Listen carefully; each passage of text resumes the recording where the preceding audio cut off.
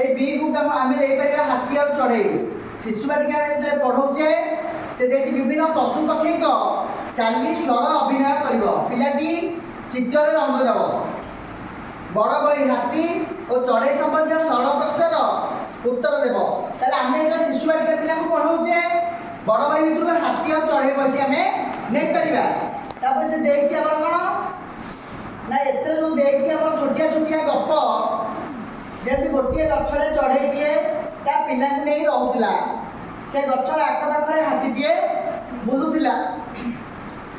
ତାପରେ ହାତୀ ସବୁଦିନ ଗଛରେ ତା ପିଠି ଘଷୁଥିଲା। ଏଥିରେ ଗଛଟି ହଲି ଯାଉଥିଲା।